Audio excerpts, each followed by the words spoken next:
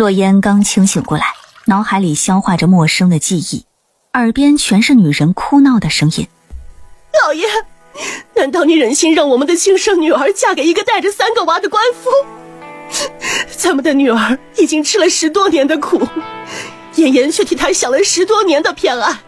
再说那婚事是洛家定的，本就属于妍妍的，她嫁过去也理所应当啊。老爷，我们本来就亏欠女儿16年了，难道我们还要亏欠她一辈子不成？洛烟眼神空洞地看向床顶，嘴角勾着无奈的笑容。他穿书了，这就算了，他还是个假千金。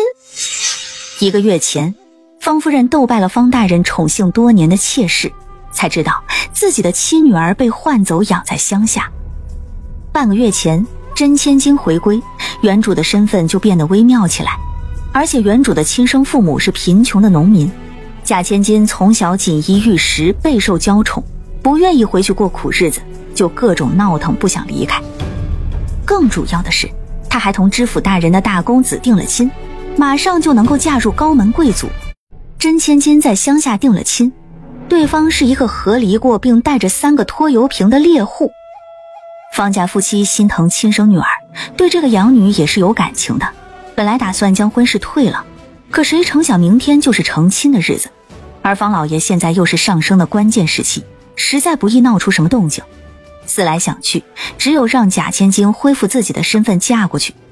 原主听说之后，就上吊自杀博同情，好在救了回来。别哭了，我去乡下。妍妍，别怪爹娘无情，若不是前一阵子你闹得太厉害，让大家都知道了你的身世，我们即便用丫鬟顶替你嫁过去，也不舍得你嫁到乡下的呀。我懂，我若留下，说不定还要同定千金抢知府大人家的婚事，还是算了吧。你如此想，也说明你长大了。你放心，我会让你娘给你置办一份体面的嫁妆的。只是，你以后就是洛家人，同方家没有关系了。谢方大人、方夫人赏赐。洛姑娘，这是我们家夫人给您准备的衣服和嫁妆。夫人说了，这个房间是方家嫡女的房间，您住着不合适，让奴婢另外给您准备了一个待嫁的房间。请妈妈稍等，我拿礼衣就跟着妈妈去。下人走后，洛烟看了看方夫人送的嫁妆，小盒里装了20两银子，同府上3等丫鬟成亲赏赐的差不多。好在加上原主存的10多两碎银子，她这个假千金即便回乡了，也能不愁吃喝了。老姑娘，左邻右舍都已经知道你今天嫁人，夫人吩咐了，既然因为路程远，新郎带着接亲的队伍还没有到，但不能误了女子出嫁的吉时，所以让人备了马车送洛姑娘过去。这是怕我赖在方家呀？走吧。洛姑娘，前面就是围山村了，山里的路不好走，你自己过去吧。我知道了，我自己下马车。洛姑娘，这是方家的东西，你可不能带的。真是虎落平阳被犬欺呀！这只是我日常穿的礼衣，外衫和其他东西都在马车上，就当做车费了。你们好，请问这是围山村吗？能不能告诉我萧玉泽家在哪儿？你找萧叔家呀，山脚的大房子就是他家的。谢谢了。你是谁？哥哥，你真笨，他穿着红色的嫁衣，头上还盖着个盖头，肯定就是咱们要等的萧叔的新娘子。我们赶快去告诉爷爷吧。洛姑娘，我是这里的村长，玉泽进山打猎去了，我已经让村里人去找了。您先坐上牛车，我们引你进萧家，等玉泽回来了，你们再拜堂成亲呢。洛烟点点头。姑娘，渴了吧？赶快喝些水吧。多谢婶子。不愧是大户人家养出来的小姐，就是同我们不一样，懂礼，长得还比花好看。以前还是官家小姐呢，这成亲也就带了一个小包裹，轻得可怜，而且还将人送到村口，生怕不要她了，还不如我们普通的农家懂礼呢，真是丢人。想来你还不清楚玉泽的情况吧？我家以前同玉泽家是邻居，我可是看着玉泽长大的，现在又帮玉泽看孩子，最是了解玉泽了。你要不要我给你说说玉泽的情况啊？那就麻烦婶子了。不麻烦，不麻烦。玉泽呀，是个苦命的孩子，他们家3代单传。那年他爹去外做工，村里正好招服兵役的，没有办法，他小小年纪只能去了战场。这一走就是多年，连他爷爷和爹娘去世都没有回来，还是我家帮忙让他爹娘入土为安的。这不，谁也没有想到他会回来，还带了3个孩子。一个官夫带孩子不容易，所以村里就给他张罗娶了一个媳妇儿。谁知道，婶子，你快说呀，后面怎么了？谁知道不到1年，那女人一定要同玉泽和离。和离后，大家才听说，人家好好的一个闺女嫁进来，和离的时候还是个黄花大闺女呢。黄花大闺女？可不是，听说呀，玉泽打仗的时候，那个地方受伤了，所以不能人道。我可怜的闺女呀，你看你这细皮嫩肉的，本来应该是千金小姐，即便不是，就比你在方大人家长大又这么好看，嫁给一个管事都不成问题。可是现在呢，不仅要当继室，小小年纪嫁过来就要做后妈，照顾几个孩子，还一辈子尝不到做女人的好滋味。闺女啊，婶子心疼呀。谁让婶子心善呢？见不得人遭罪。孩子，你快把媳妇脱下来，我带你离开围山村，这样你以后也不用守活寡了。这老女人浓浓的恶意和兴奋都已经溢出眼眶了。婶子，我既然已经嫁到萧家，就是萧家的人，我是断然不会离开的。闺女，你可想好了？你这么年轻漂亮，又有方大人给你撑腰，何苦在我们乡下受罪呢？婶子，自古婚事父母之命，媒妁之言，既然婚事已经定下，我已经来到了围山村，就不会离开的。难道你就真愿意年纪轻轻就做后娘，跟着不能人道的男人一辈子，连自己的孩子都不会有？那又怎么了？听说生孩子很疼，我不用受疼就有3个孩子，只要我对他们好，他们一定孝敬我。而且萧家是10里8乡唯一一座砖瓦房，可见我男人很能干，我跟着他不用吃苦受累，这婚事多好，我才不走呢。李婶子雅言，正打算继续游说，就听到敲门声。谁呀？婶子，是我。玉泽，你回来了，真是太好了。方家将人送到了村口，村长让人接到家中的。这不，我过来给他送碗水喝。谢谢婶子，婶子先去忙吧。好，你们聊。你若是不想嫁给我，我现在可以把你送回落下。我愿意嫁给你。你确定？要知道，我可是有3个孩子的，过了今晚，你可能就没有反悔的机会了。你的所有情况，刚刚李婶子都给我说了，准备拜堂吧。好，我出去安排，你先休息一下。这是要饿死我吗？给我一个饼子吃也行呀。好饿，谁也给我送点吃的。5247号空间交易系统感应到宿主需求，正式开启绑定。空间交易系统有吃的吗？5247号空间交易系统为您服务，每个新宿主都有一次抽奖机会，请问宿主是否现在使用？还有抽奖？洛烟找到吃的，用5文钱买了1碗八宝粥，一口气喝完，不仅肚子饱了，也更有精神了。听到外面门又响了，洛烟急忙坐起身，盖上盖头，仔细听着外面的脚步声。这么邋遢的孩子，应该不是萧家的吧？你是我娘吗？怎么一脸灰？烧火了。这么小的孩子会烧火？他们都说后娘很凶，不会喜欢我和哥哥们，会打我们，会不给我们饭吃，甚至会让我们死。可是后娘看起来好好看，好温柔，给我擦脸的时候又轻又仔细，不像李奶奶给我擦脸又疼又难受。我有些想要亲近这个后娘，怎么办？看看，还是干净了更漂亮，更可爱。我知道你是谁，你叫珠儿对不对？珠儿，你居然在这里！你这死丫头，怎么跑到这里来了？让我找了你好久，怎么那么会跑呢？看你还跑不跑了？你这是要做什么？这死丫头跑回来也不告诉我，害我天这么热，找了这么久。我若是不打他，下次还不知道这死丫头会藏到哪里呢。你让开，我今天非要教训他，以后他就不敢了。李婶子，萧玉泽让你带孩子，可给工钱了？自然给了，他若不给，我又何必给别人养孩子？我又不是傻缺，也就是1个月给6吊钱，怎么啦？既然你收了钱，就是给萧家做工，我还从来没听说过长工打东家的小主呢。虽然给了钱，可玉泽也说了，让我将珠儿当做自己的孙女来养。我只是为了她好，教她规矩才动手打她。若是其他的丫头片子，就是丢了没了，我也不操一点闲心。你没当过娘，就是不知道怎么教育孩子。等婶子以后闲了，再教你怎么做人家娘吧。你这死丫头，人小心眼可不少，这么小就学会霸气后娘了，也不怕把你卖了。萧玉泽怎么找这样的人照顾他闺女？不仅打人，还口无遮拦，岂不是要教坏孩子？玉泽，珠儿找到了，她刚才在东厢房。看来是孩子的爹来了，我便不担心珠儿了。至于这李婶子，以后有的是机会。珠儿怎么在里面待这么久，脸也变得干干净净了？李婶子走进去的时间短，断然不是她给珠儿擦的脸，难道是那个女人？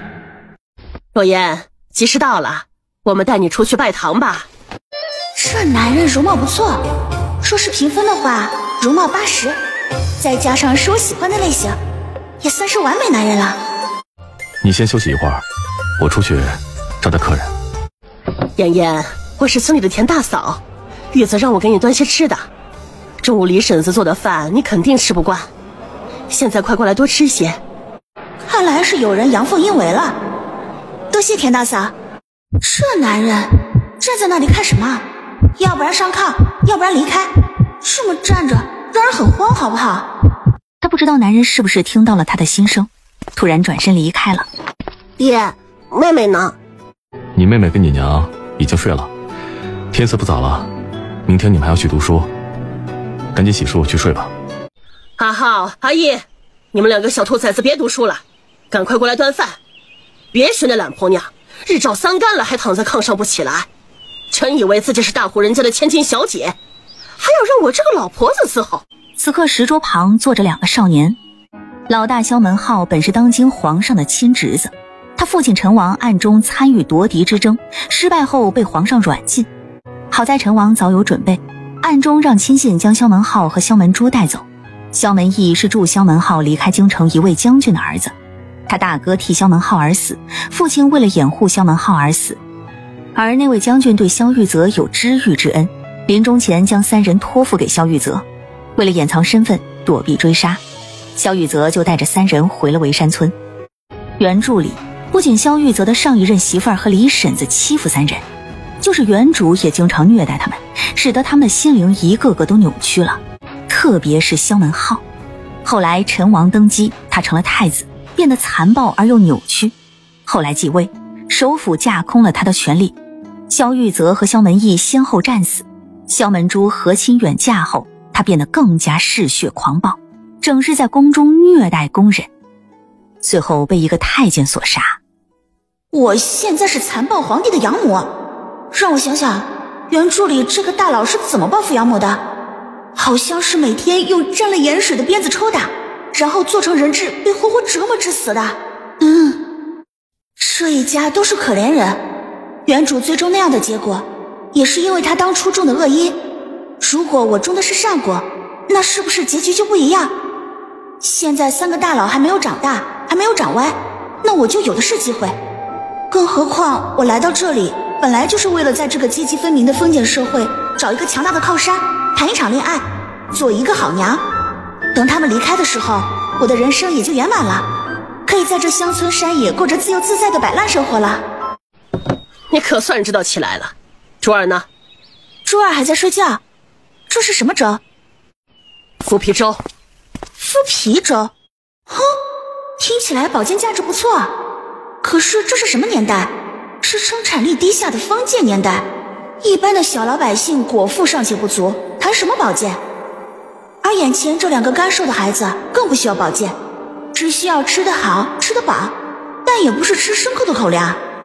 这个不能吃，你们等一下。哥，这女人是什么意思？你去看看不就知道了。哥，我去看看这女人搞什么花样，看她是不是也同上一个一样，想要下毒害死我们。我要监视着她，回头告诉爹，让爹把她也撵走。这么大的锅，怎么刷？难道要在锅台上刷？你把我们的饭端走干啥？我是来端饭的。那饭别吃了，过会儿喂狗。你把锅刷了。喂狗？那我们吃什么？你知道家里的粮食在哪里放着吗？爹每次出去都给李奶奶了。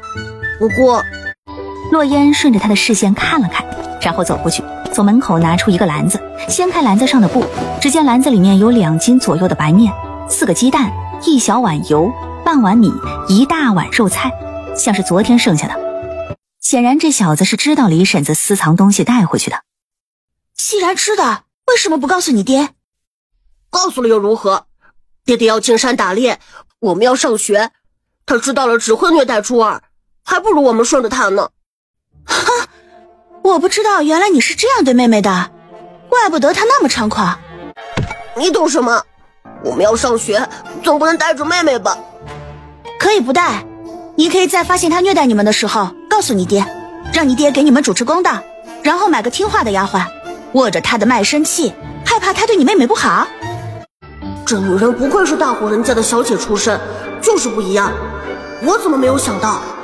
这样也好，等这个女人不老实了，我就让爹爹将这女人赶走，然后再让爹爹买个懂事的丫头照顾妹妹。哇，我真是太聪明了。想什么没事呀？没有，可不能让这女人知道了我的想法，万一她又想什么歪主意怎么办？那就赶快去刷锅。珠儿，你怎么啦？娘。哎呀，珠儿别怕，娘在呢，娘在呢。哼，不愧是大户人家出来的，就是会装模作样。不知道的还真以为你是珠儿的亲娘呢。李婶子，珠儿怎么了？怎么了？还不是有了个金贵的后娘，以为自己也金贵了。我只不过是拉她起来，就一副要死要活的样子。我们家珠儿自然是金贵的，你收了我男人的银子照顾我家的孩子，就要怎么金贵怎么伺候。像你这样虐待孩子的，我们可是用不起呢。若言，你是还没有睡醒吧？这可不是府城，是围山村，养不出那么金贵的孩子。再说了，我可不是你们家的奴婢。那你收我家的银钱了吗？也就那么点钱吧。那么点是多少？看来李婶子这是嫌少呀。你放心，等我男人回来，我会告诉他，像李婶子这样的长工，我们可用不起。若言，你真以为自己嫁到萧家就是萧家的人了？刚才我可是看了，人帕上什么都没有，你就是个外人。萧家的事还轮不到你来管。文浩，你看他刚进门就如此嚣张跋扈，以后说不定让你爹将你们3个赶走呢。你作为大哥可要小心着点呢。李奶奶，我知道了。那好，我就先回去了。今天他故意做的是全麸皮粥，玉泽说了中午他不回来，萧文浩兄弟2人又在学堂里吃饭，那么早上和中午这个假千金只能吃这个东西了。麸皮粥又难闻又割嗓子，洛烟肯定吃不下，自己也一定不会做饭，正好可以好好饿他，让他留下来坏了自己的好事儿。珠儿乖，娘去给你们做好吃的，你先陪着大哥玩。臭小子，是不是你把老娘的东西拿出来的？你翅膀长硬了，欠揍是不是？我问你，大碗里的肉呢？你在干什么嘛？你怎么能够打孩子？这孩子不听话，欠教训，随便拿动别人的东西，不该打吗？即便他不听话，也轮不到你这个外人教训。还是说你孙子也随便被人打骂？谁敢？不仅你家的孩子是宝，我家的也是。再让我看到你打骂我家的孩子，我就找你孙子双倍的还回来。玉泽让我管教孩子的，你不能这样。那是因为我以前没来，现在我来了，就轮不到你管我家的孩子。你倒是给我说说，他随便动什么东西了？看看，这是我的篮子，我篮子的东西不是他拿出来的，是谁？是我拿出来的。李婶子，你告诉我，你篮子里的东西是不是我相公给你，让你给我们做的口粮？你给我们吃狗食，这些东西你是准备偷走吗？你怎么说话这么难听？我可是规规矩矩的人家，怎么会偷？这是中午的饭食，所以我才放起来的。没有想到被你这败家的娘们找到了。你拿这些东西干啥？我若是不找到，恐怕就进了别人的嘴里了。李婶子，你说是不是？你是大小姐，老娘伺候不了，不伺候了。老大，你看看你这后娘，进来就这么嚣张，长得又漂亮，迟早会把你爹迷住，到时候把你们兄妹3人赶走。我虽然说话不好听，可对你们也算是尽心尽力了。你们还小，别只看表面，想想你上一个后娘吧。萧雨泽向来听萧永浩的话，只要萧永浩对罗言不满意，这女人即便是知同的养女，照样被玉泽休了。被打傻了？刚才不是还挺机灵的，他打你也不知道跑。我挨几下让他出出气，他就不会事后将气撒在妹妹身上了。萧玉泽这个男人是怎么当爹的？孩子这么瘦，肯定被李婶子虐待了很久，他居然一点都没发现。看来这男人的眼光真不行，找人照顾孩子也不找一个对孩子好的，性情温顺的。萧门义，咱们家有葱吗？葱有呀，你要做什么？现在时间有些晚了，为了不耽误你们上学，我打算做荷包蛋和煎饼，你去扒一些葱过来。你会做饭？过会儿你不就知道啦。将火尽量烧在前面，后面不需要太大的火。你在干什么？当然是烙煎饼呀。你怎么放那么多油？这么多油都够我们吃1个月的了。你爹既然有钱娶媳妇儿，放心吧，一定也有钱养活我们。吃完了再买好了，吃不穷你爹的。赶快烧火。他可是知道那个男人时不时的消失，除了去打猎，还有其他的经营项目的。李婶子，今天怎么这么早回来呀？怎么新媳妇做饭呀？那可不新媳妇做的饭，而且李婶子照顾萧家的孩子这么久，以前同老萧家关系又好，这也算是半个婆婆了。李婆子，那新媳妇儿没有跟你磕个头敬个茶？我是什么身份？哪里敢喝人家千金大小姐的茶？这话怎么说呀？你们不知道啊，那位也就长得好看，脾气不是一般的差。我叫2个孩子吃饭，赶快上学。你们也知道，我们乡下人谁的声音不大？这不，将人家千金小姐吵醒了。你们不知道她的起床气有多大。2个孩子还没有口饭吃，她就将饭菜全都倒给狗了。你们不知道，菜是昨天的肉菜，把我心疼坏了。说了她2句，你们猜她怎么说的？怎么说的？人家说我领了人家的钱，就是人家的长工，让我不要说那么多话，只管听命令就好了。这不，第一个给我下的命令就是让我赶快滚。唉，可怜了萧家的那几个，我走的时候还听到那女人让老二做饭，让老大看孩子，他把院门一关，说是睡觉去了，还说若是他们不把饭做好，以后就不让他们吃饭，不让他们读书呢。哇，这女人也太可恶了吧！是呀，她不是养在大户人家，怎么也应该有些教养，怎么这么恶毒？端着出去吃吧，吃完了赶快去上学。这是给我的？不是给你的，是给你和你大哥的，赶快去吃，饼吃完了再过来拿。怎么不饿？那正好，给我吃好了。说好的给我们的，我们自然吃。真是个孩子。哥，你看有好东西吃。这是他给我们的？对，4个全给我们了。我还看到他在里面放糖了。哥，你快吃。好吃，真好吃。哥，你快吃。珠儿，是不是很好吃？二哥好吃。好吃，二哥再给你。哥，你怎么不吃？我全程看着呢，他没有放毒。他昨天才来，怎么也要表现一段时间，怎么可能这么快的下毒？这小小的煎饼都能够让二弟如此开心，罢了。不过不得不说，这个女人的手艺还真是不错。左边1米处有蒲公英1颗，整株8文钱1斤，卖够10斤奖励1积分。右边半米处1棵车前草，整株10文钱1斤，买够10斤奖励1积分。右边1米处有马齿苋， 3文钱1斤，30斤奖励1积分。10斤，30斤才奖励1积分，系统也太小气了吧！他挖，珠儿就像个小蜜蜂一样跟在后面不停地捡。你怎么挖起这个来了？你怎么来了？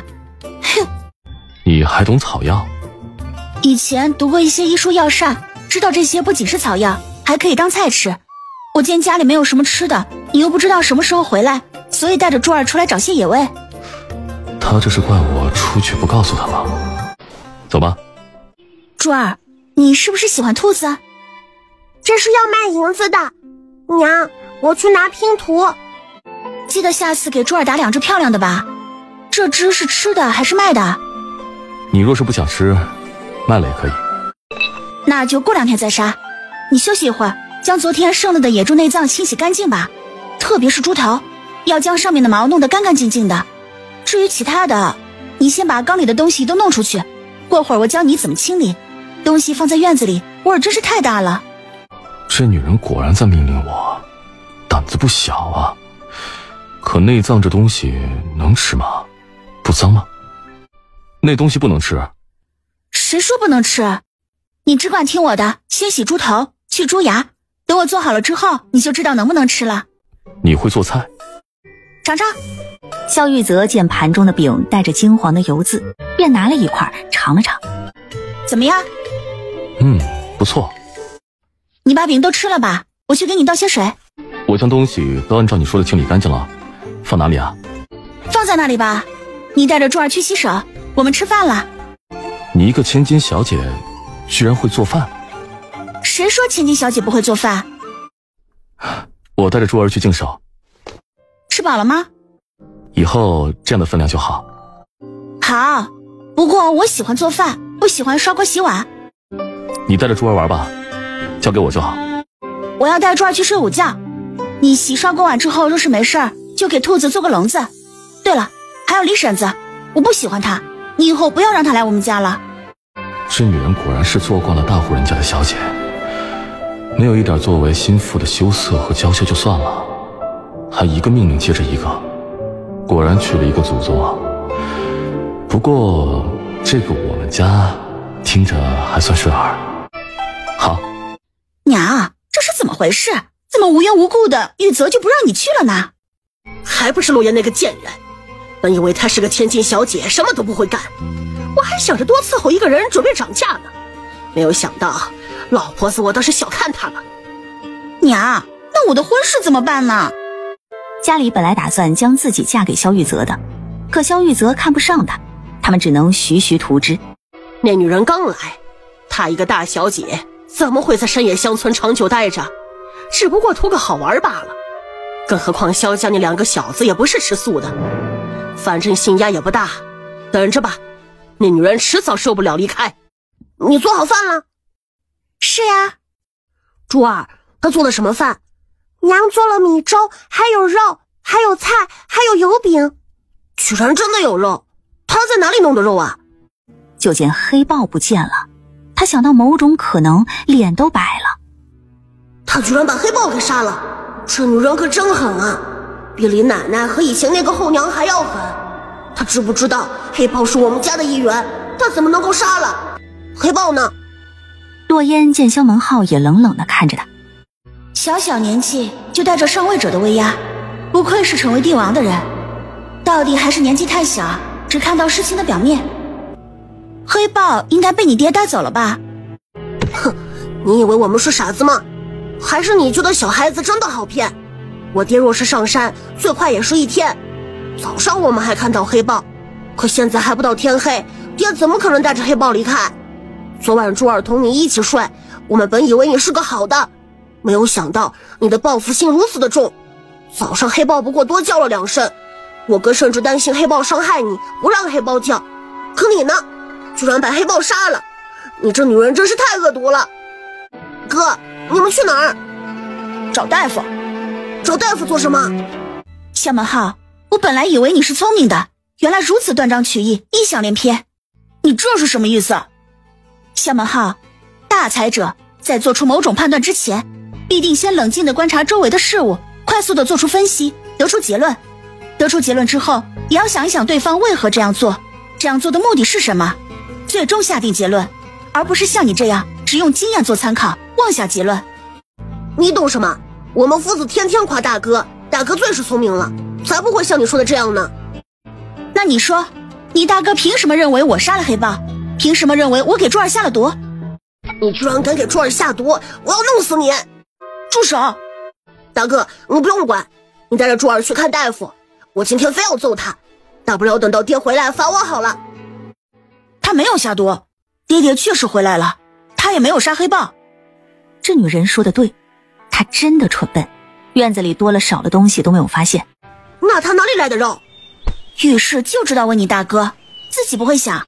确定了吗？萧门义虽然不开心女人一副教训他的样子，可是依然点点头。你们两个污蔑长辈，说吧，怎么处罚你们？你凭什么处罚我们？就凭我现在是你们的娘，是你们的长辈。过会儿先吃饭，吃过饭每人20个大字，写万字，在院中跑20圈。你让我们吃饭？我为啥不让你们吃饭？为了这顿饭，我差不多花了1下午的时间呢。赶快放下书包去净手。珠儿，走，帮娘拿筷子去。哥，这女人居然没有打我们，还给我们吃饭。你不知道，我刚才看了，有2盘肉呢，还有饼，油滑滑的，也很香。而且她还做了1瓮的肉，我感觉这2天都吃不完。哥，我们这2天有肉吃了。先生的大字加上他要求的大字，要写40个呢。我的天哪，要命了！我要写40个，1个我都不想写。他又不知道先生让我们写20个，将先生留的20个给他不就可以了？我真是聪明。你居然做了白米粥，你不喜欢吗？要不要我给你做麸皮粥？我才不要喝麸皮粥呢。麸皮粥？怎么做的麸皮粥啊？爹，怎么做麸皮粥了？家里不是有米有面，这女人怎么做麸皮粥啊？而且我们家什么时候有麸皮了？你若是今天早上赶回来，说不定还能尝到麸皮粥。现在嘛，是白米粥。赶快去净手吧。萧门义，端饭。哥，好吃，好吃。吃东西的时候不要说话。这一块吃完，不许再吃了。为什么？这女人只怕我多吃吧。这是我家的肉，我想怎么吃就怎么吃。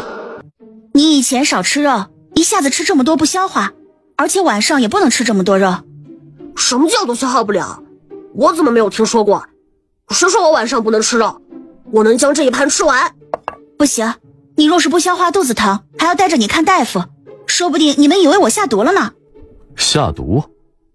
这不是误会，你都罚了我们，还想怎么样？怎么回事啊？还不是因为你。因为我？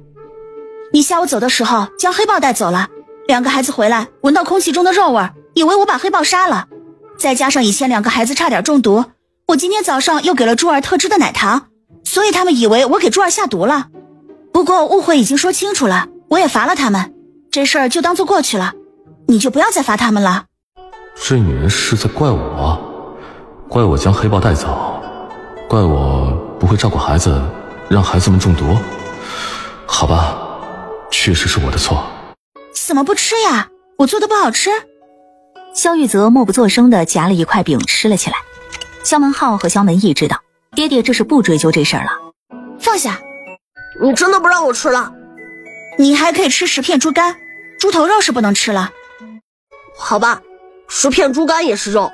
再说了，灶房里的瓮里还有那么多，明天再吃就好了。这是什么意思？要同我睡？等等，我心慌什么？男人又不行，就算自己脱光光了勾引他，他也不能把我怎么样。我还有什么不放心的？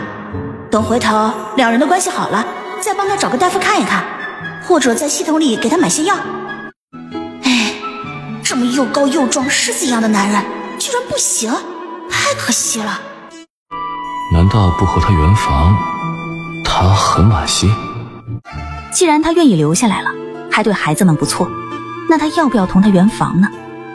看了看熟睡的珠儿，还是算了，再看看这女人再说。怎么这么早啊？孩子们要上学堂，起来给他们做早饭。我今天想去府城一趟。你又想回门了？回门？我不回方家，我来只带了礼衣，所以想去府城买些东西。算了，还是改天去吧，省得碰到方家的人，让方家误会。我今天要出去一趟，最迟后天回来。等我回来后，再带着你去府城。我自己一个人也可以的。要不我来烧火？不用，一日之计在于晨，赶快去读书吧，省得到学堂先生考核了，不会挨手板。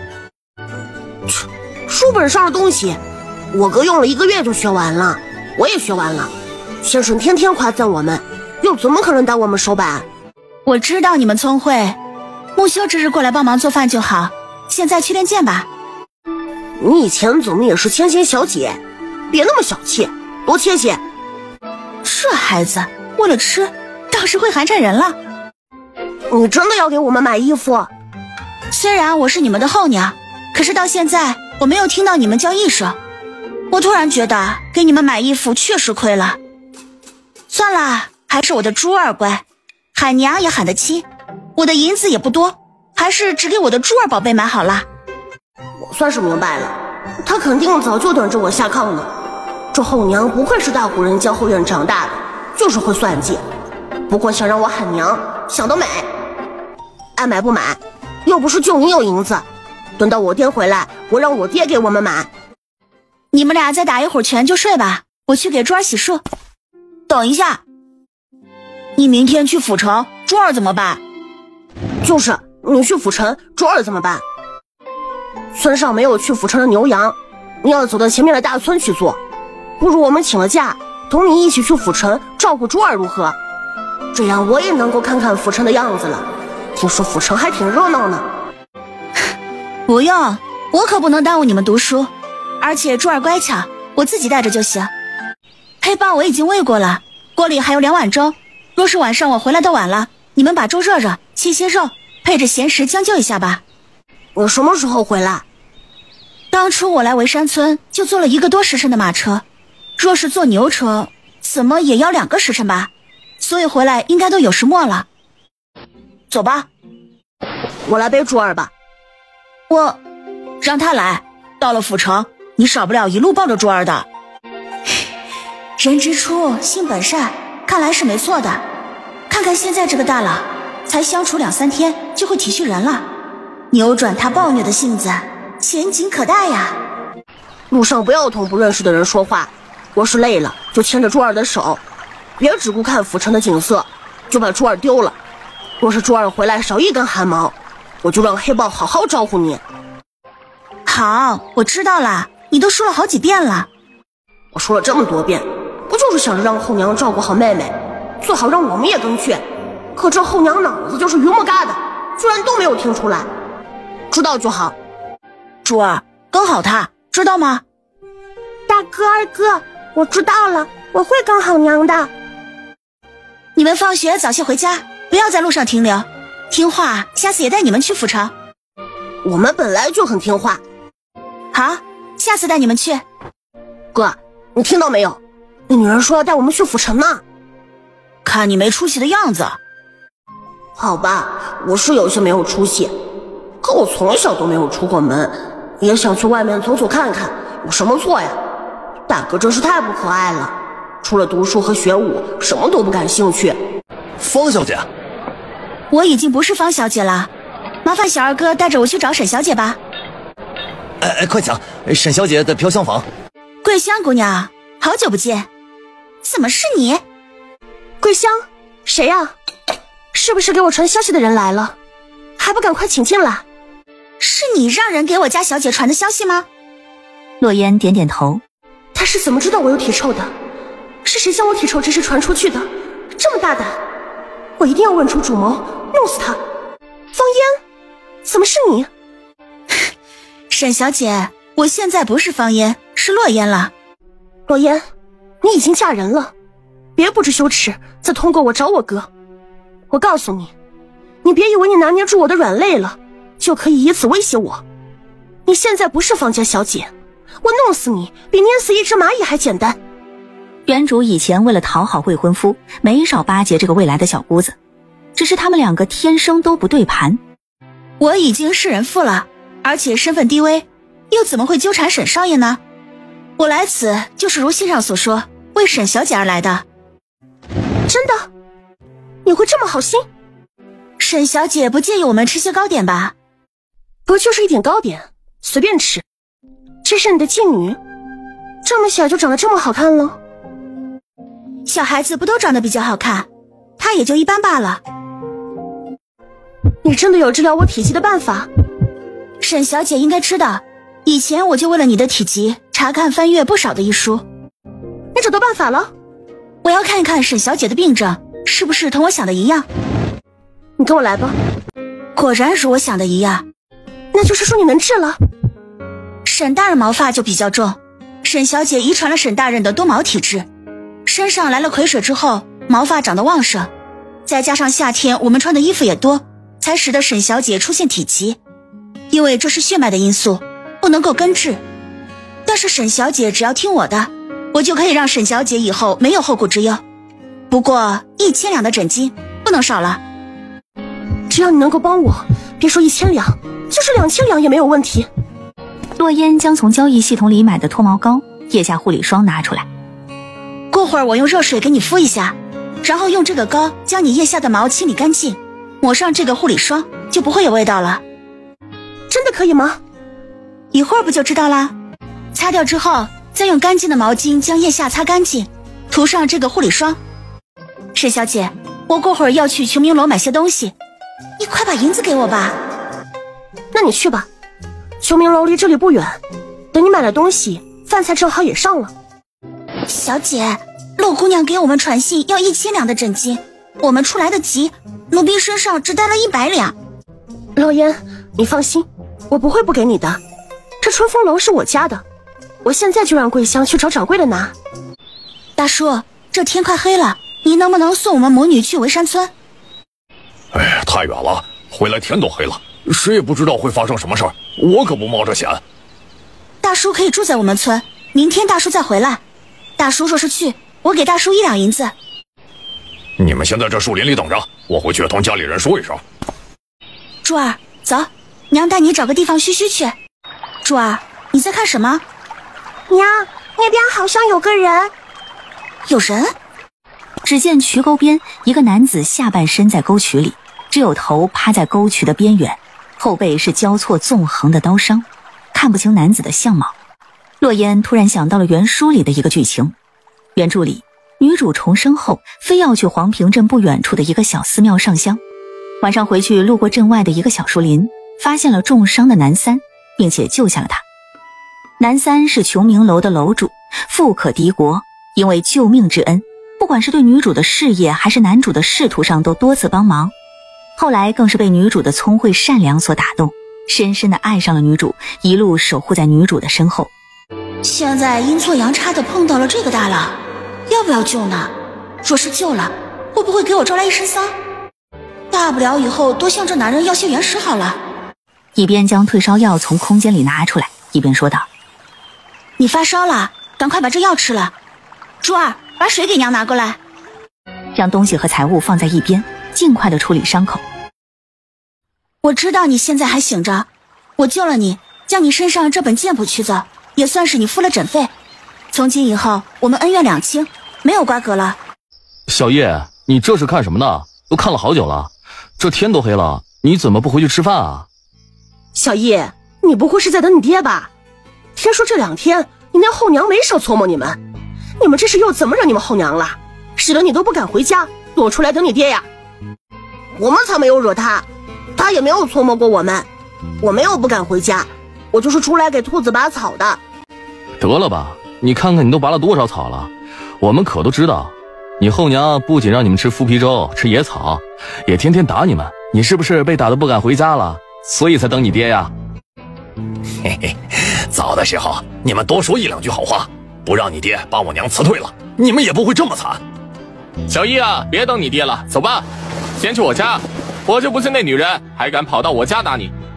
我才不跟你们回去呢，我娘从来没有给我们吃过麸皮粥，也没有打过我们。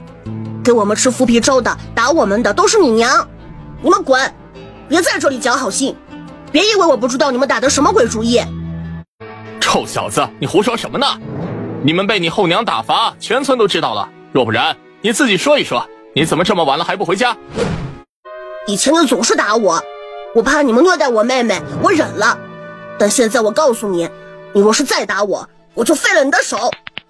我告诉你们，我之所以在这里，是因为我娘带着妹妹去府城给我们买衣服去了。还有，我娘根本没有打过我们，你们不要乱猜。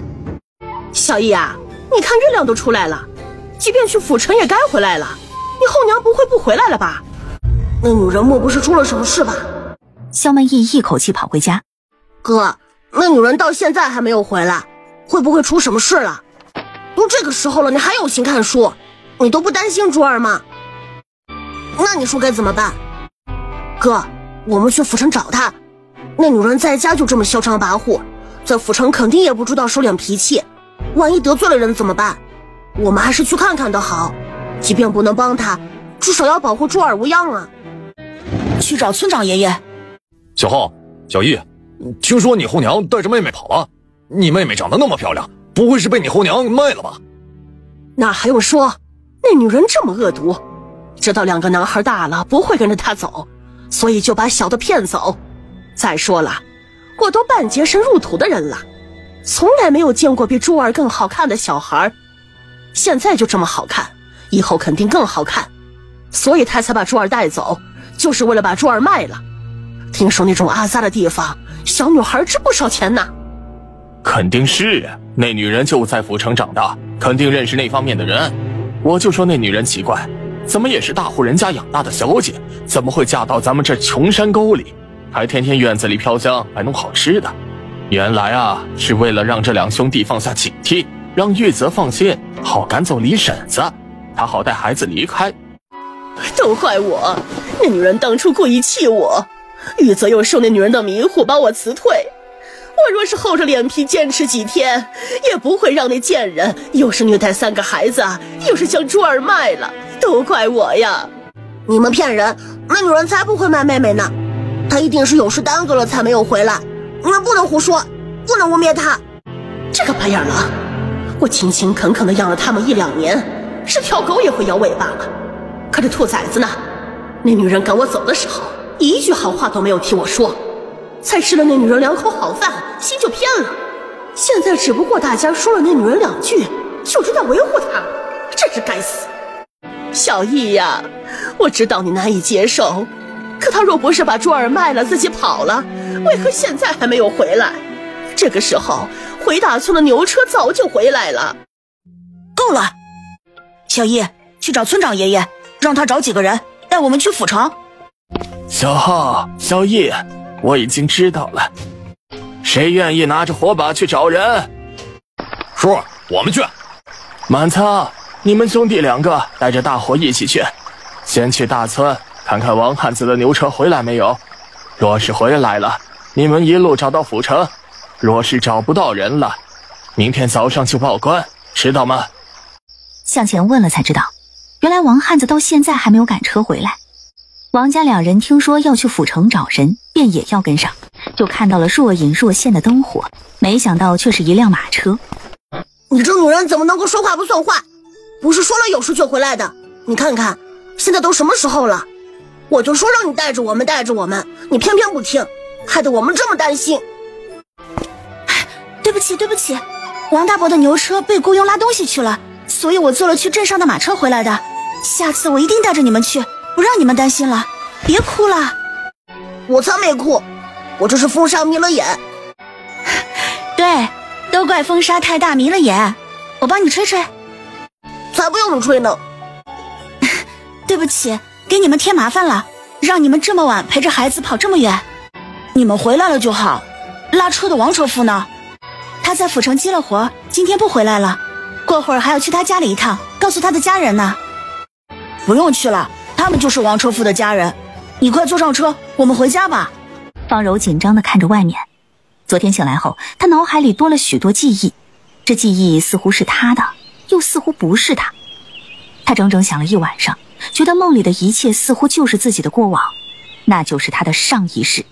既然他重生了，他就不会再让洛烟成为救瞿明的人，而是他。这一世是他救了瞿明，以后瞿明就只能为他所用。你都坐了一天的马车了，一定累了，你去歇着，我来热饭。2个食盒里的菜，你看看喜欢吃哪些？热4个吧，过会儿让赶车的大叔大婶也吃口热菜。这是给你们的，1人3套衣服，你们身上的衣服想穿就穿，不想穿可以给你们的朋友。不过这笔墨纸砚可要细心的用，这东西比衣服可贵多了。对了，先试一试鞋子，不行的话，明天让车夫大叔帮我们换一换。这些都是给我们的。你们是读书人，读书人不仅内心要清贵高雅，衣着也要干净得体。你们的衣服又脏又臭，都不知道什么时候没换过了。以后你们要每天换衣服，不管是里衣还是外衫，甚至袜子都要换，知道吗？哪里臭了？看在你给我们买了这么多衣服的份上，以后你的衣服我洗了。你们2个洗自己的衣服就好，我和珠儿的衣服我们自己洗。先说好啦，给你们买笔墨纸砚的银子我可是给你们记着的，你们好好读书，将来考状元，还我银子，知道吗？不就是几件衣服的钱，还给我们记着，真是小气。放心好了，我长大了加倍还给你们。好啦，那赶快回屋睡觉吧，记得将衣服和鞋子都试一试，不合适一定要开口。哥，这个后娘还不错，是不是？衣服很合身，也很不错，鞋子呢？算你还用心，鞋子也还好。正好，劳烦了。都是自家人，客气什么？而且看着这么俊美的小帅哥，我也心情愉悦。等回头你们去镇上上学了，我给你们买好衣服，咱们就不穿麻布了。我们是男孩子，别总想着给我们买衣服了，你还是多给自己买些好看的衣服吧。你现在这衣服丑死了。你知不知道女人是要夸的？你再嘴巴这么毒，小心失去我对你的疼爱，更小心以后娶不到媳妇儿。知道了。再说了，我年纪这么小，娶什么媳妇儿？赶紧去做饭吧，我们还要练剑呢。公子觉得如何了？声音不一样，气味不一样，落在我身上的视线也不一样。她不是救我的女子。你救了我？恰巧碰到公子落难而已。没有否认就是承认了，他的脸可真大，明明救我的是另有其人。你救了我，想要什么？举手之劳，何须言谢。公子放心在我家养伤好了，我来为公子喝药。既然是举手之劳，就不敢劳烦小姐喂药了。男女有别，小姐还是出去吧。那公子好好休息吧。仔细回想着上一世的经历，因为太久，具体的细节他都忘了，但是知道才醒来的瞿明绝对不是这个态度。难道那只是梦境，不是我的过往？昨天府里可来了客人，回小姐不曾听说有客人来。那洛烟来了吗？洛姑娘没有呀，奴婢不曾听说洛烟来过。怎么会没有来？梦境里他明明来方府大闹了，这是怎么回事啊？这是家里的钱，以后你想买什么东西就买，不要省钱买麻布衣服，也不用为了赚钱去采草药，你只管照顾孩子，做好饭，我可以赚钱养你。你生气是因为我以为你没有银子不能养活我，所以穿粗布衣服采草药？难道不是？我知道了，不过我昨天去府城也给你买了2套麻布衣服，你若是不喜欢可以。我是个男人，穿什么衣服都可以。你等着，我去给你拿，你试试合适不合适。快去试衣服吧。不用现在吧？就现在？还是说你想让我帮你？这女人怎么这么大胆？大白天用眼神挑逗，真不害臊。不用，你就拿这些啊？我昨天问过了，这些就已经不少了。村里新妇回门都只是带几斤糙米和杂面，也就条件好的带1只鸡，他已经够给骆家面子了。你昨天买那么多鸡蛋呢？鸡蛋是我们自己吃的，我可没有打算带回门。即便我带再多好东西，你觉得他们能吃到嘴里吗？你知道他们的情况了？洛烟点点头。走吧。大叔，这家怎么了？哎呀，在闹分家呢。分家？你是谁啊？这是要去谁家？大家好，我是洛烟。我想问一下，为何他们在闹分家？高氏怎么舍得洛江河一家这样的奴隶？还望各位告知，洛家为何分家？昨天在镇上读书，洛福玉被先生赶了回来，说他家人失德，虐待养女，然后高氏今天就要将他们分出去。你们回来的正好，赶快过去为你爹娘主持公道吧。听那个高氏的意思，是打算让你一家净身出户呢。若是没有吃的，你们家人怎么活？村长刚过去正在劝呢，你们赶快去吧。你可认识我大哥？萧玉泽点点头。大叔，咱们村有空闲的房子吗？丫头啊，你要空闲的房子做什么？刚才你老不是说我爹娘他们会被净身出户，我先给他们安置个落脚的地方。你这孩子倒是考虑的周到。我五弟的房子倒是能借给你们暂住，正好钥匙也在我那里。大叔，那真是太好了，你能不能带我过去？老大，去把你五叔家的钥匙给我拿过来。谢谢大叔了。大叔，以前这家是做什么的？我五弟家以前是卖豆腐的，我小侄子争气中了秀才，娶了一个富家小姐，去年把家里的地都垫出去，去镇上卖豆腐了。他们这一走，我们想吃个豆腐都是难的了。大叔，村里没有其他人会做豆腐吗？这做豆腐可是手艺，哪能谁家都会啊？我带着你去屋子里看看吧。若不是你爹同我那大侄子关系好，我又见你一家不容易，这房子即便我拿着钥匙也是不敢借的。大叔，我打算将这房子租下来，你能做主吗？租下来？这恐怕要找我五弟了。那能不能麻烦大叔过会儿同我家人一起去？正好也去镇上买些日用品。那大叔想了想，便点了点头。你怎么来了？他不会是来向我家要聘礼的吧？村长伯说了这么久，大伯娘依然一粒麦子都不肯给我们家，又怎么会将二妹的聘礼退回去呢？我来帮你摆脱这家人的。说完，低头在洛安的耳边低语一番。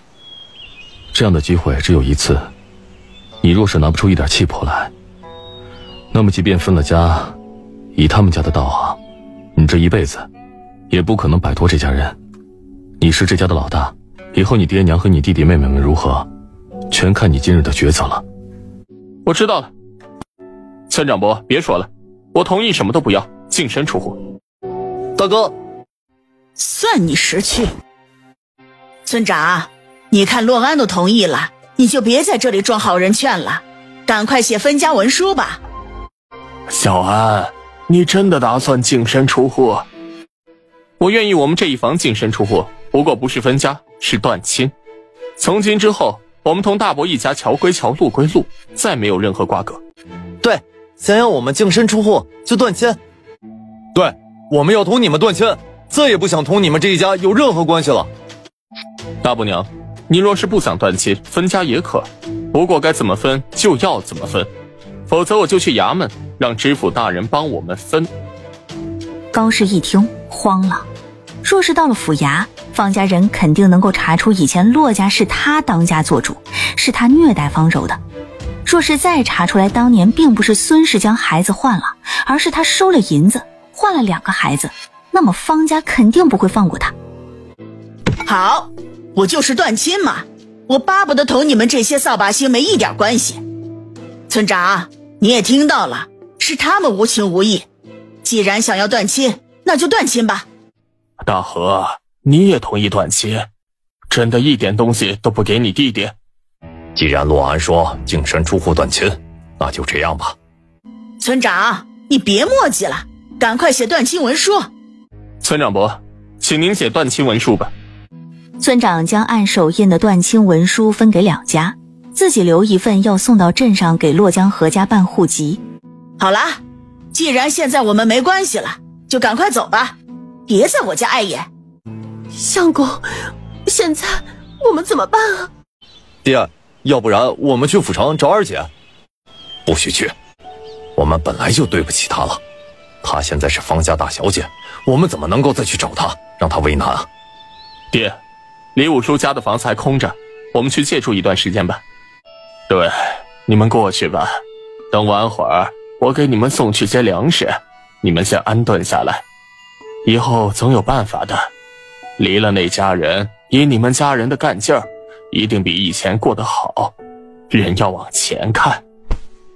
刚才多谢了，我知道你是为了聘礼而来的，不过能不能宽限一段时间？你放心，当初聘礼我一定会如数归还。大哥误会了，我不是来要聘礼的。小婿拜见岳父岳母。你这话是什么意思？6天前我同嫣儿成了亲，所以今天带嫣儿回门。你说嫣儿回门了？嫣儿帮岳父岳母接了李五叔的房子，正在打扫，我们过去吧。村长大伯，过会儿我们要去镇上买些日用品，您应该要把断亲书送到镇上去吧，不如一起去吧。好，我一会儿过去。多谢村长大伯了。不用客气，这是我应该做的。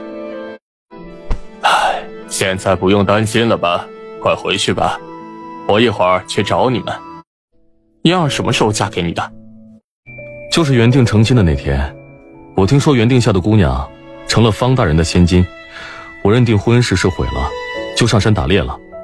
谁知道成亲的头一天晚上，天都快黑了，方家才派人通知婚礼照旧，知道我不在家，甚至都不让我去接亲了。等我从山上回来，听说方家人将嫣儿送到围山村的村口，我们村长用牛车送到我家的。洛安一听自己的妹妹是被送嫁的，很是气愤。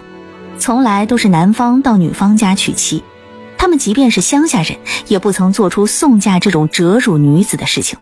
以后对我妹妹好些。嫣儿，我娘，女儿很开心。好了，孩子回来是喜事，别哭了。大哥，嫣儿，我以后就是你大哥，就是你的靠山，以后遇到什么事儿就告诉大哥，大哥即便拼了这条命也会护着你。我不会欺负我媳妇儿的。大哥，相公对我很好，若是以后有其他人欺负我，我一定会告诉大哥。二姐，我叫骆翔，是你三弟。骆翔，书中方柔的工具人之一，今年秋季替大房服兵役，有较高的习武天赋，是未来的小将军。三弟好。二姐，这是四弟骆瑞。骆瑞，方柔的工具人之一，好骑射，善众筹帷幄，是方柔军师，智囊库。二姐。四弟。二姐，这是五妹。看到洛娟，洛烟的心中还是感慨良多的。书中除了原主，就这个孩子最惨。五妹真好看。二姐才好看呢。二姐像冬日里的山茶花，五妹像春日里的荷花，都好看。大哥，三弟和四弟也进了，都随了爹娘，都好看。娘，我将卧室擦过了，你先在房间躺一会儿。刚才我又接了李大叔家的锅和柴，我和娟儿去灶房做些粥。二姐，你扶着娘去休息，我去做些早饭。篮子里全都是鸡蛋，你打些鸡蛋茶，简单又快，之后再烧些水，让爹将野鸡杀了。洛烟就知道会这样，拿起篮子里的鸡蛋就往锅里打，一口气打了10个，还要打。二姐，够了够了。好，以后不用顾忌，只管吃，只有吃好了，身体才能好，才能做其他的。从空间里掏出2两银子，放到洛娟的手里。五妹，你听我说，现在家里这种情况肯定需要银子，等我相公和大哥回来，明面上我还是要借给家里银子的，但是爹的性子你也知道，说不定就把银子给大伯一家了。这银子是以备家里不时之需用的，你好好的拿着，切莫让爹知道了。有了这2两银子，即便苏氏以后犯病，洛娟也不会自卖为奴，走书中的路了。可你若是心里真的过意不去，我知道五妹的女工好，以后姐姐和你外甥女儿的衣服、鞋子都由你来做，可好？二姐，你真好。我们是一家人，应该的。以前二姐在方家不受兄弟姐妹的喜欢，现在很高兴有你们，以后家里有什么事儿尽管找二姐好了，千万别找方柔，走上一辈子的路。别哭啦，鸡蛋好了，我去叫爹和五弟过来吃饭。五妹，你很喜欢二姐，以前通柔姐姐，五妹也没有这样的眼神。二姐是天下最好的姐姐。何以见得？我怎么不觉得二姐是个好的？四哥，你怎么能这么说二姐？你可知道二姐对我们多好，心多细，不仅带回来这么多鸡蛋，还怕家中以后有事，还给我2两银子，让我紧急的时候用。四哥，这事儿不能让爹知道，二姐怕爹将银子给大伯，所以才给我的。我知道，我又不是大嘴巴，你把银子放好了，除了我别告诉其他人，娘也不行。洛娟点点头，正要说什么，院子的门被人踹开了。快去叫二姐。大嫂。洛江河，你在干什么？我洛言回门了，对不对？还带了许多回门礼，是不是？你还傻愣着做什么？还不赶快把其他的回门礼拿出来？就你们也配吃这么好的东西？大嫂，你不能。不能什么不能？我就说你是个白眼狼，你大哥还不相信。他辛辛苦苦的把你养大，给你娶媳妇儿，养你一大家子，结果呢，你闺女回来拿这么好的回门礼，你居然不知道孝敬你大哥，你怎么这么没有良心呢？还站在那儿做什么？还不把其他的回门礼拿出来？大伯娘，我们断亲了。大人说话，小孩插什么嘴？断亲了怎么了？洛江河，断亲了你就同你大哥没一点关系了？洛江河，快点，我还等着回家给你哥炖鸡汤呢。大嫂，我去拿些其他东西，你能不能把这只鸡留下？不然中午也没办法招待央儿和女婿。好，你去吧，等他将东西拿出来，我再将这只鸡带走好了。女儿回门，我这个做爹的不能好酒好菜的招待，还拿女儿的回门礼给别人，我自己都觉得没脸。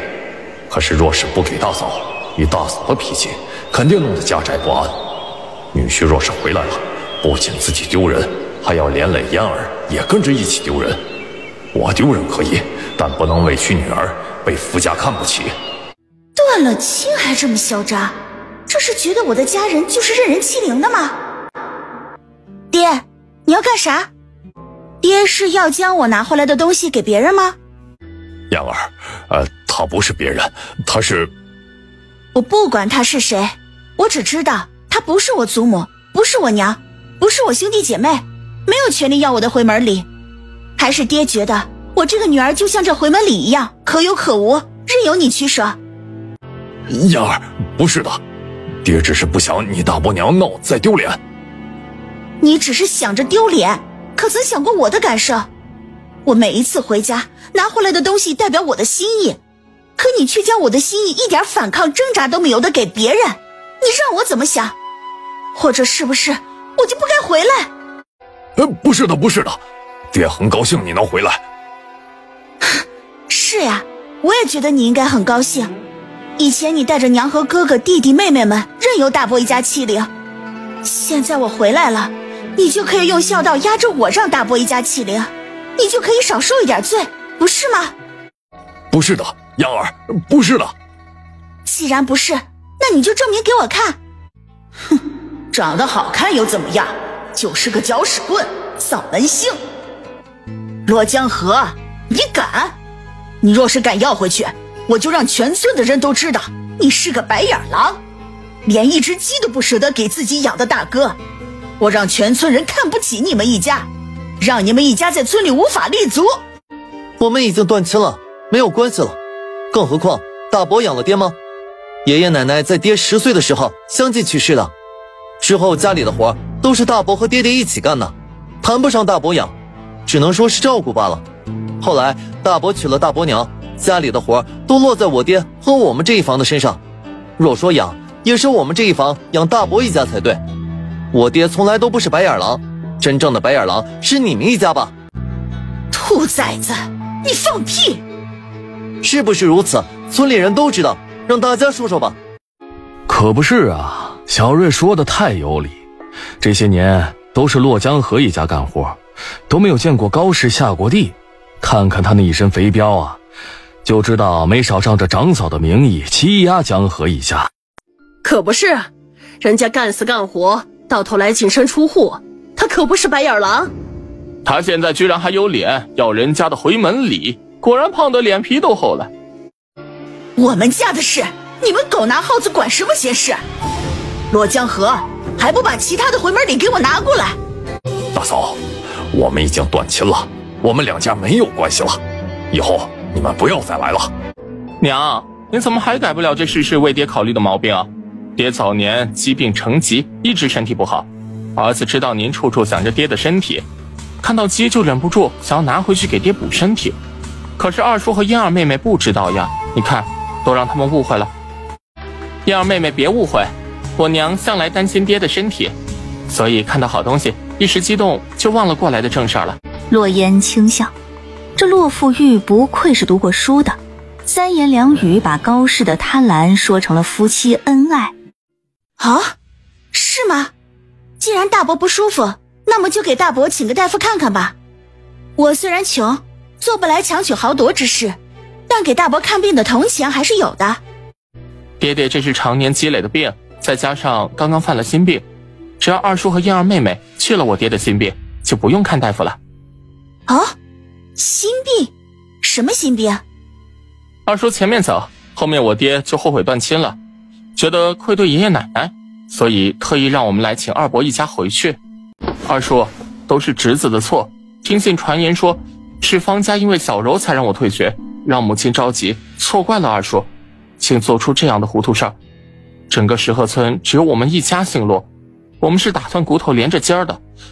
不管我是因为何事儿被学堂退学，都不能影响我们的关系，还请二叔原谅，当做之前的事情没有发生，跟着我们回去吧。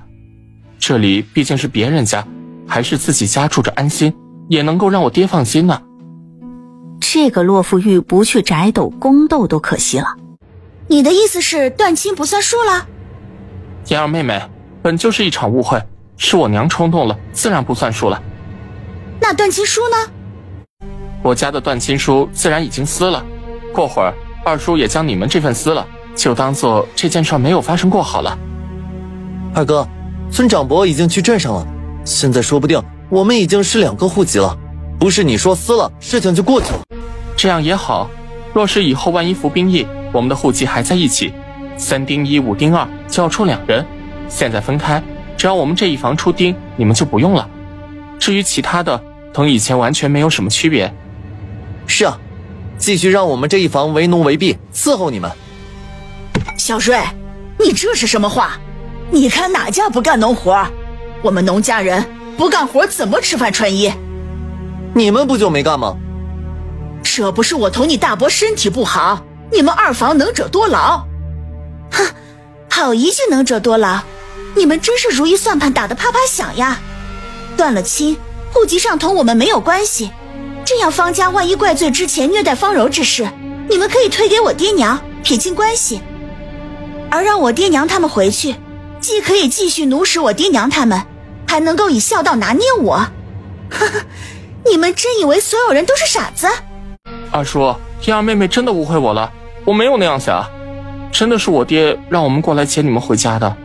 既然大伯如此诚心，住不住在一起都可以，更何况家里的院子也小，不如我们出来住，反正一个村也不影响感情。大伯和大伯娘若真的心疼我们，不如分给我们一些地和粮食。果然是军师，直中对方的要害。要我说，这个办法挺好，大伯和大伯娘也不用给我爹太多，2亩地、20袋粮食和20两银子好了。这还不多，就他们也配要我们家的东西？难道大伯的诚意是假？只不过是为了哄我爹回去，好为你们一家人做苦力？自然不是。那就让大伯和大伯娘先拿出一些诚意。至于爹娘回去之事，那就以后再说。罗爷，你这个小贱人，搅屎棍，嫁出去的女儿还管娘家的事儿，你怎么那么不要脸？大伯娘这是骗我爹不成？所以恼羞成怒了？放屁！老娘用得着骗他？让他回去是高看他。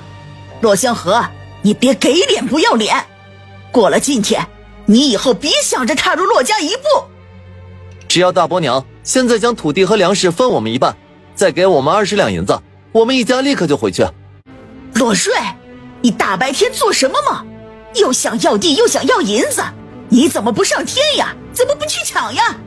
要不要老娘再给你们兄弟几个，一个人娶个漂亮媳妇儿？要不要老娘立个牌位，天天插着香供着你们？真是给脸不要脸了！洛江河，你管不管你这一双儿女了？他们没错，你们走吧。娘，我们先回去吧。大伯娘，等一下。有话快说，有屁快放。大伯娘，把之前我相公送过来的聘礼还给我吧。你一个嫁出去的女儿，凭什么回娘家要聘礼？你还是大户人家养大的，有没有点规矩？有没有点廉耻？我是出嫁了，但是我是从方家嫁出去的，洛家没有养我，更没有为我准备嫁妆，将聘礼还给我也是应该的。没有养你怎么了？你不是洛家的人，身上没有流着洛家的血。我是洛家的人，也流着洛家的血，但那是我爹娘的血，同大伯母没有关系。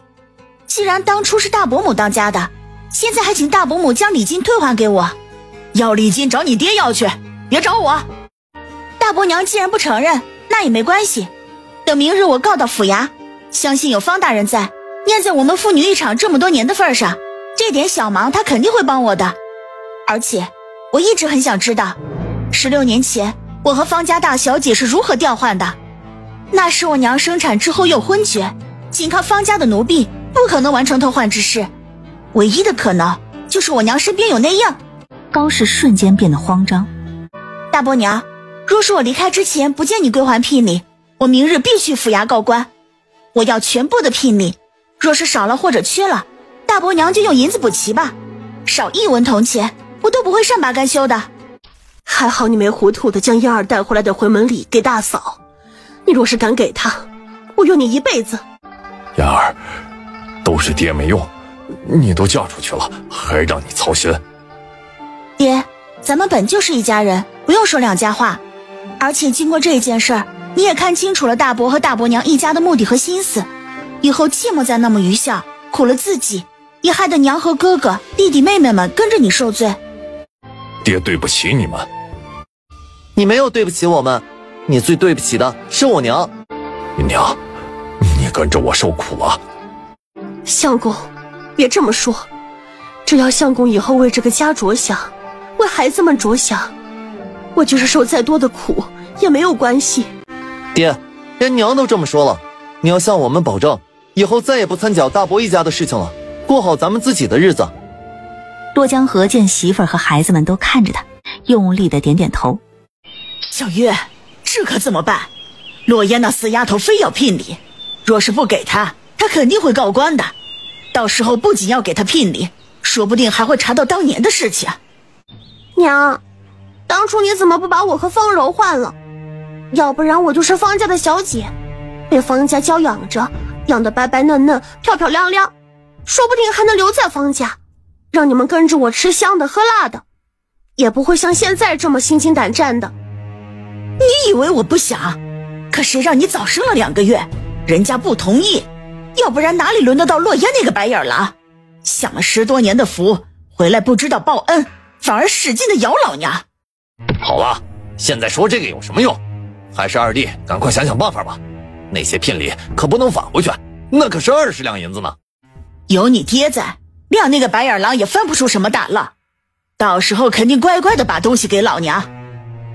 可这聘礼洛言也说了，若是不给就去告官，他若是告官，方大人肯定会帮他，到时候咱们一家落得什么局面，谁也不敢肯定啊。但唯一可以肯定的就是，肯定比现在主动交出礼金要惨得多。二弟这是说要把礼金还给洛言。大哥，即便礼金给洛言了，他难道不给二叔留一点吗？是啊，只要他留给二叔，娘就有办法将银子从二叔的手里拿回来。而且咱们以后也可以通过二叔经常向洛言要银子，这样洛言就成咱们家的提银库了。小丽真是聪明，娘也是这么想的。那娘赶紧去拿银子，爹和我去跑一趟吧。可除了银子，萧家当初送了不少的肉和彩礼，现在都没有了，怎么办？既然现在想和二叔一家交好，那娘多拿5两银子放在里面当做补偿好了。娘，你说洛嫣是不是因为从小长在方家才出落得这么漂亮？你说若是我去方家，是不是会和洛嫣一样漂亮？你什么意思？娘，你看那天来接方柔的丫鬟婆子都穿戴得那么好，若是我去方家做丫鬟，有方柔罩着，我肯定比那些丫鬟婆子穿戴得更好，到时候就可以拿这些东西回来孝敬娘了。这事儿等你二哥回来再说吧。让你破费了。爹，这是应该的。爹，你看，这是咱们家的户籍，嫣儿也在上面。怎么这么快啊？妹夫使了银子，自然速度就快了。这花了不少银子吧？爹不用担心，以后咱们不用给大伯家卖力了，就可以自己赚银子，到时候还给妹夫就好了。大哥可是想好做什么了？虽然还没有想到，不过李五叔说他们家的地夏收之后可以垫给我们，夏收若是我们帮忙收割，可以留1成的粮食。李老五家有6亩地，即便是1成也有不少的粮食呢。爹娘大哥，虽然我没有从咱们家出嫁，可你们到底生了我一场，5两银子算是相公的聘礼。这怎么成啊？这万万是不行的，你快点收起来。今天女儿女婿已经破费了不少，我咋还能要银子？大哥，你拿着吧。好，等以后赚了银子，再把你的嫁妆补上。我说给聘礼，大哥就说给嫁妆，这脑子转得如此之快，难怪叔叔能成为方柔的钱库。方柔今天有些郁闷，也有些不安。徐明居然放下1万两银票，不辞而别了。妈妈，今天没有人来找我吗？小姐，中午就吩咐了，若是外面有人找你，第一时间通知夫人，然后通知小姐。可直到现在，门房那边都没有人来通知。没有通知，就是说没有人来找我了？怎么可能？上一世明明申时末，洛君就来找我了，说是洛嫣回门将孙氏气晕了，孙氏没钱看病，希望我能够帮忙。他想到虽然孙氏对他不好，但毕竟也算有半个养育之恩，就拿出仅有的私房钱2两银子给了洛娟。可洛娟情愿自卖为奴都不要这银钱。最后天黑还不见人来，心中便下了一个决定，他要回石河村一趟。二叔二婶，柔妹妹回来了，你们怎么还在干活？不知道出来迎她？小柔，你怎么回来了？是不是在方家受了委屈？你还请慎言，我们夫人是对大小姐如珠如宝，事事打点的精细周到，不会让小姐受一点委屈的。不像有些人只会做些表面功夫，可我们小姐该做的不该做的没少做一丝一毫。方柔，什么意思？是觉得娘对你不好？你到底有没有良心？从小到大娘处处护着你，平时分给你的活还要我们来帮你，现在你成了大小姐，怪我们恨我们就别招惹我们呀，还回来做什么？报复我们吗？洛翔从小就同我不对，袒护洛娟，上一世还是因为我待洛娟好，他才愿意给我效力，看在以后的份上，就原谅他这一次好了。六弟莫要误会，我从来都没有这么想过。我知道娘从小对我好，我感激还来不及，又怎么会怪罪？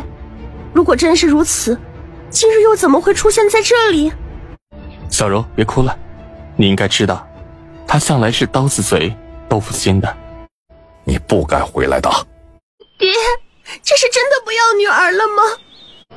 爹，小柔回来了，咱们进屋再说。小柔，你在方家如何啊？我亲生父母自然是待我极好，可是方家家大业大，处处讲规矩，我又不认识字，不懂规矩。方家的佣人表面上对我恭敬，背地里处处笑话我，拿我和燕姐姐做比较，我倒不如以前自在了。我们小柔自小就聪明，肯定很快就会学会规矩的，到时候那些人就不敢欺负小柔了。既然本来就惹人非议，又何必回来跑这一趟呢？你回去吧，以后莫要再回来了，免得惹你亲生父母不高兴。爹，你别误会你爹，他也是为了你好，怕我们连累你。爹娘大哥，你们怎么同大伯家断亲了？爹，这亲不能断的，现在我就带着爹和大哥回去，有我在，相信大伯和大伯娘也不会因为之前的误会而生气的。这话一说，骆家6口人直直地看向方柔。你们为何这么看我？难道是我说错了什么吗？方柔，方小姐，我们一家人刚脱离苦海，你居然还让我们向火坑里跳，你到底是何居心？六弟，我不是什么六弟，我在我们家排老三。三弟，你别误会，我也是为了我们家好啊。为了我们家好？小柔，我以为同大伯一家断了亲，你会替我们高兴才对。大哥，我知道咱们跟着大伯一家受尽了苦，若是以前我都不懂，咱们家同大伯断了亲，我自然高兴咱们能够脱离苦海。可是现在我家只有二哥会读书，等到日后二哥高中，你们也会跟着不同的，更何况还有我在呢，大伯母不敢再欺负你们的。我们一家不求大富大贵，只要活出我们自己，活得自在就好。方小姐现在衣食无忧，是个千金小姐，那就过好自己的日子即可，不用操心我们这些平民。小瑞，我这是为了咱们家好啊。小柔，这事儿你不用管了，既然断了，我们就不会再和了。大哥这么说了，那我就不再多废话了。说完开始给大家分礼物，甚至还拿出10两银子给孙氏。我们是断然不会要的，你拿着平日里自己买些东西吧，赶快回去吧，也省得方夫人不高兴。小娟，丽姐姐要跟着我去府城玩，你要不要也去啊？多谢，我不想去。那好吧，你若是什么时候想去，直接去找我就好。不管怎样，目前洛娟是碰不到沈凌轩，她还有时间想一想接下来要怎么做。屋里怎么这么香啊？今天沈家来人了。沈家？难道是府城知府大人家？媳妇儿以前的未来夫婿家？沈家来人做什么？抢我的媳妇儿吗？洛言已经嫁给我了，沈凌轩还痴心妄想，想找死吗？沈凌月让我给他做一些面糕，我闲着没事，就用家里的花做了一些。是沈凌月而不是沈凌轩，即便不是，他们也是兄妹。他知道媳妇儿以前倾慕沈凌轩，沈凌轩不喜欢他媳妇儿，他媳妇儿就经常讨好沈凌月来接触沈凌轩。现在媳妇儿帮沈凌月做面糕，是不是也是为了沈凌轩？你想要多少银子，告诉我，我给你，不许接沈家的单子。这是为何？你不需要知道为什么，只是我不许你同沈家接触。不许同沈家接触？我还怎么赚钱，怎么买玉石？可男人不仅脸色难看，态度坚决，还带着一股怒气，这是怎么回事？嘿嘿，萧玉子啊，你吃醋了对不对？不是的。